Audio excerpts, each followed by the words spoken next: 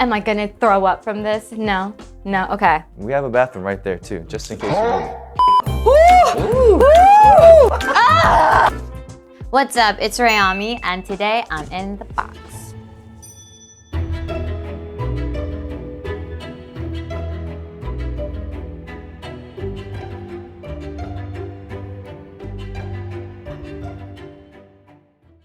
So, before we start the interview, we wanted to give you a little gift. Oh, Just stop! Thank you. Thank you so much. Okay, for those of you that don't know, I'm the biggest apple juice fan. I think it is the most elite juice out there, followed by maybe orange and maybe pineapple. But don't forget mango nectar. That shit is bomb. But if you know anything about apple juice, then you know what this is, and it's the gigantic Martinelli's jug. What's been your favorite 90 Day Fiancé story? So you did your research. Okay, I think the most iconic one clearly is Ed, because he's creepy. And that is the one person I will slander online publicly. Okay, Ed was that whole storyline is so fucked up and so dramatic. But the other one with Michael, he's from Nigeria, and Angela. And I think they're still together. No way. But it's just so funny because their relationship, from what TLC shows us, is so fucking toxic and so dangerous for emotional well-being. It just always keeps me on my toes, and I just love it. And I don't know if that's good, but I really do, and I can't stop watching. Okay. 20 seconds starts now. What is this, a fidget thingy? No, we're only gonna give you one guess at the end. Wait.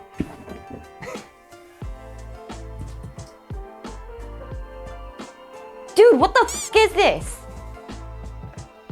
Alright, your 20 seconds is up. Yeah, clearly. What the can I look at it? Well, guess first.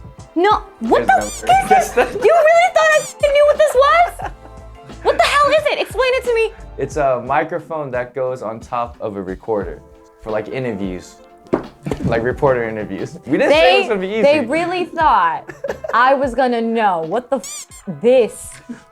Let me get YouTube guru on you. This thing was. That was a good one. You know what? Thank you for not taking it easy. No, thank you. Never. Always a challenge. I've never seen something like this in my life. May 21st, 2020. Dallas, Texas. Business conference. Asian Hannah, Montana. Wait, was it May or March? I don't know. I think our research says May 21st, Okay, but we could be wrong. Oh, wait. No, that's a different day. No, okay. You're right. So what do those have in common? Okay. That's why it's time. Okay. Wait, hold on, something in my mouth. Anyways, so business conference. Okay, so while doing this music stuff, so I released Make It Mine, my first song, summer of 2019, and so and then Snow Cone, and then Dictator, and things were really picking up, right? I was still working in an office job, a 9-to-5 desk job, and no one at my company knew about anything I was doing. They literally was just oh, it's Sarah, brand coordinator Sarah, and not Rei Ami has a completely other double life. I was literally Asian Hannah, Montana. And then, so I had to fly out to LA for business, 1 week. And then right after I had to fly straight to Dallas, Texas. I had never been to Dallas. And for a business conference for the company, right? So meanwhile, I have the best week of my f***ing life, living like a pop star, to get back to that setting. So 2 days into the f***ing conference, my dumbass thinks it's okay to post a picture of my double life, right? On Instagram. Thinking nothing of it. Nothing will come from it. How could you find me in Dallas, f***ing Texas? The next day, a grown man, I'm telling you, full beard, grown man, this tall, full and button down, apparently was running into the auditorium when 2 of my coworkers were there asking, fangirling, where is Rei Ami? And they're like, who? And he's like, where is Rei Ami? And they're like, who? He pulls out my Instagram, shows it to them. They're like, Sarah? Excuse me? And then pretty much, I wasn't there when that happened, so I walk in and the entire company's there. CEO, COO, CFO, head of marketing, HR, literally the entire company's there.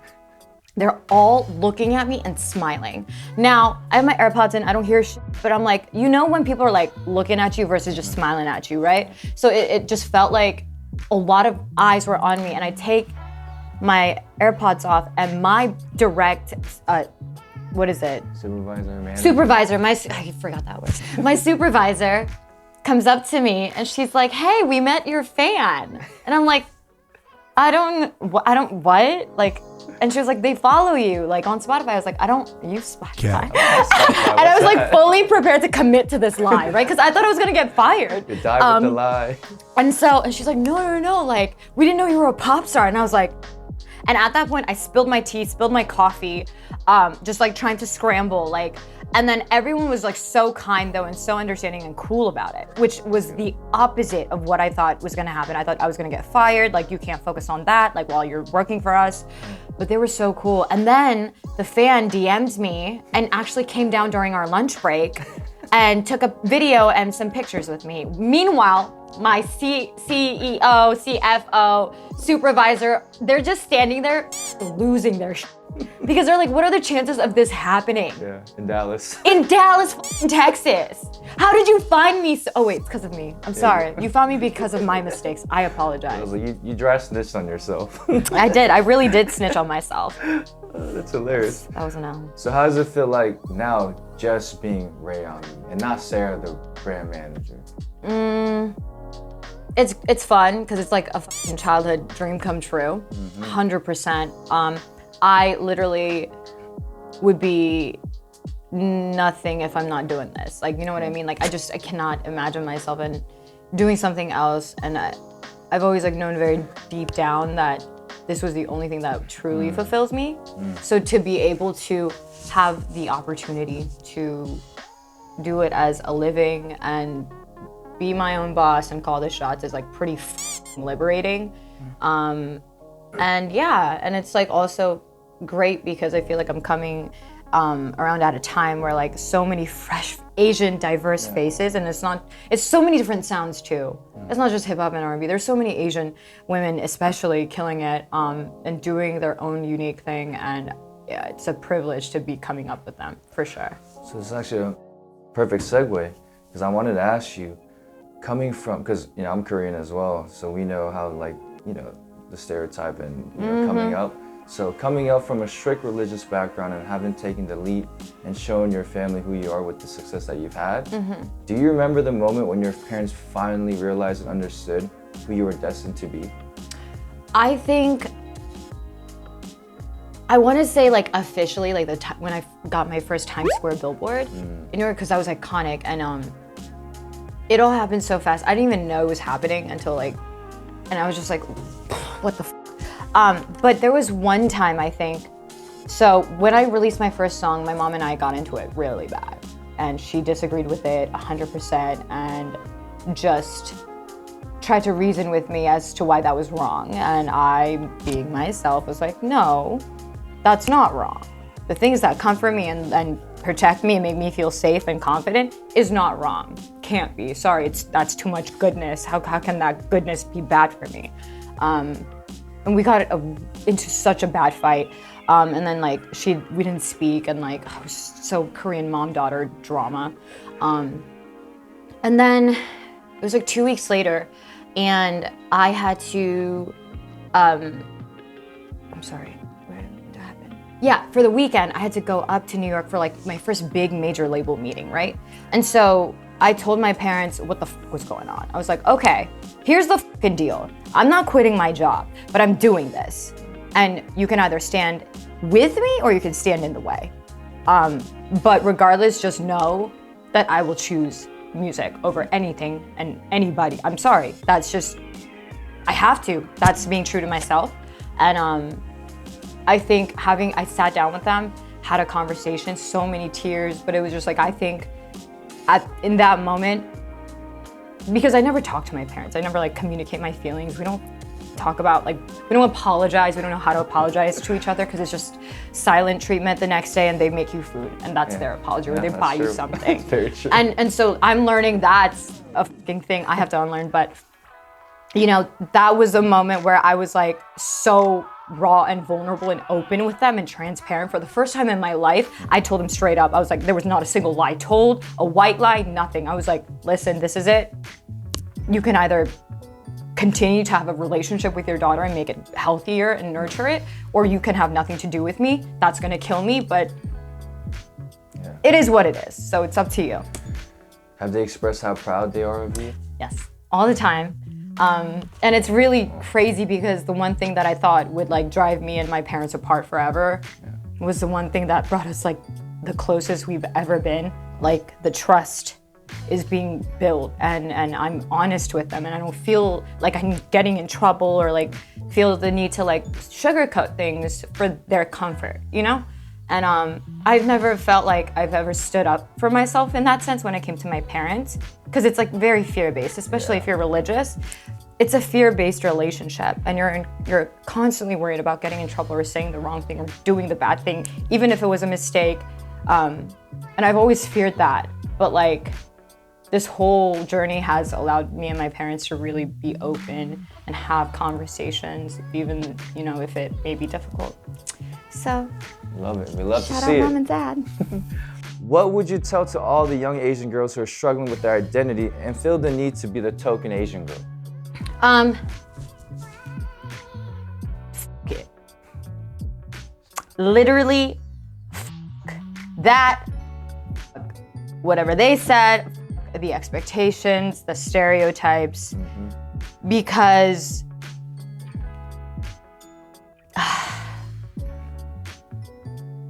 I just, fuck it. Literally, fuck it. Because if you are going to let those outside opinions and like unsolicited advice like cloud your thoughts and make you question and doubt who you are and who you want to be and who you see yourself becoming, like you're still trying to figure yourself out. You don't know yourself yet, you know? And that's totally fine. I've been there, still go through shit like that all the time. But especially Asian women, young girls, we're taught to be silent. We're taught to be quiet and be submissive and docile and it's just so like so 2D, you know? And there's no depth. It's so shallow and we are so fetishized and sexualized, which is fine. And I feel like if you want to be that and that's who you are, amazing, good for you. But I think a lot of the times what I struggle with when it comes to me just being me and being seen for me is that they don't like it when like they hear yelling from me, from this tiny 5'2" Asian body. They're like, you curse too much. And I'm like, you don't curse enough. You don't feel enough. You don't feel strongly enough, because I fucking do. And I like to curse. And to tell me that I curse too much, it just makes me think like, well, why do you think I curse more than like the white girl next to me? But she's fine. But like the Asian girl can't yell, can't raise her tone, act crazy, and be fucking chaotic. Why? Is it because I look like this? Okay. I'm trying my other hand now. There you go. Maybe go it won't. for it. I swear to God, y'all are fucking with, what is this, a fucking coat hanger? Stay still. You got 10 more seconds. Dude, was this a triangle? Is this no, it's not a triangle. It's like a fucking pentagon. There's like five corners. No, that's not a pentagon. Pentagon's 5 corners. Yeah. I'm not good at math. Break that stereotype, honey. All right, you're done. You gotta guess what it is. What do you think it is? Dude, I don't know. What the f is this? I've never seen. It's actually a toilet paper holder. Where does it attach to? To the wall. This is what they gave me. I thought it was gonna be a f***ing teddy bear or like some lip gloss. To be fair, this is not a game. They're not playing around. They want you to f up. Thank you, Farmer Sun Project Light Sun Essence. Change it all for you. And since then, you've been doing a bunch of tutorials. I'm wearing it right now. Tell us about it. So it is like this Korean SPF 30++, like serum-based sunscreen, right? And so like go-to tip number one, if you're trying to protect and preserve your skin and prevent early aging, SPF on your face, neck, and hands is the number one tip. Because the sun ages you like a bitch. And Asian, what is the saying? Asian don't raisin. Why? Because Asian women are obsessed with SPF and their skin. Was it a full circle moment for you when the kids you used to babysit for you flew to Austin to see you perform? Dude, so that is my Jewish family. Like that is like, they have adopted me, like essentially. And I like, when I first started watching them, Liam was like what, 6th grade and Jess was 8th grade. So I was driving them a lot to like soccer and ballet and doing all of that, making sure like dishes are clean and shit. So like more like a house manager. But because we were so close in age, kind of like, I was like older sister, I was the biggest sister. And because their family also is just very like progressive and open and like just really cool as we kept in touch. And while I was releasing Snow Cone and making music, like the oldest one would be like, do you have an Instagram? I'd be like, no, I don't have an. She's like, you're a loser, like you're lame, like why don't you have an Instagram? Like don't your friends have Instagram? I'm like, yeah, but if I tell you I have an Instagram, then you're gonna find out what I'm doing and then tell your mom. Not to get me in trouble, just because, you know, but whatever, like that could not be told. And anyways, and then when I think it was like my last few months, I was like, F it, things are going really well. And I just told her, like, I make music, I work on music, and she followed me, and then everything started happening. Wow. And then they've just been following this journey, and the fact that they flew out to Austin to see me, because she goes to college in the South. It was so fucking crazy, because I saw her in the crowd just raging, and I'm like, that's my little girl, like, I love you so much, I want to protect you, like, at all costs, like, ugh. Oh, that's incredible to see that happen.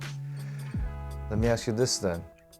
We know you love the concept of foil, and it drives deep in your music. Do you ever feel as though, as you evolve, the songs begin to sway more towards one way over the other? So more Rei or more, you know, Ami? Yeah, well, it really depends on the song. Yeah. I feel like the whole purpose of me naming my first ever like mixtape Foil was because it just represents different facades of me, and whether that's more Rei or Ami or straight up Rei. Like the song Rei Ami is only Rei, and then like Damn is like an only Ami song, but like That's On You and Saturn Emoji, it's like Rei to Ami or Ami to Rei.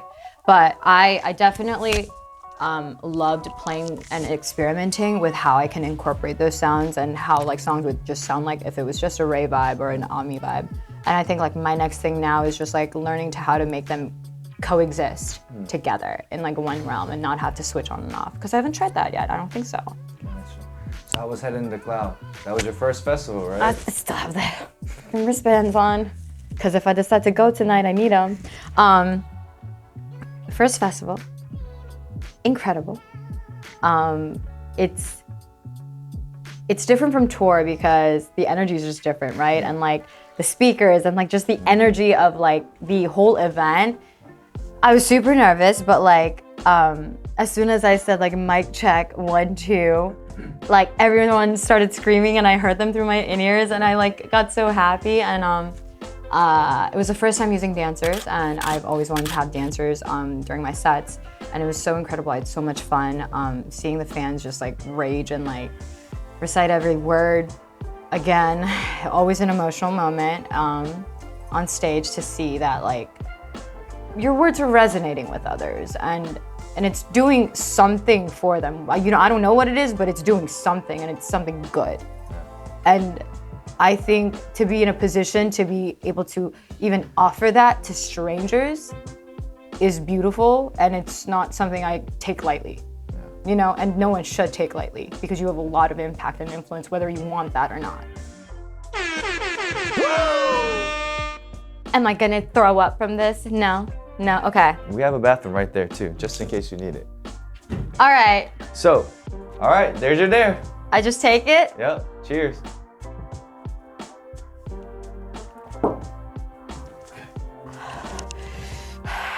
Oh!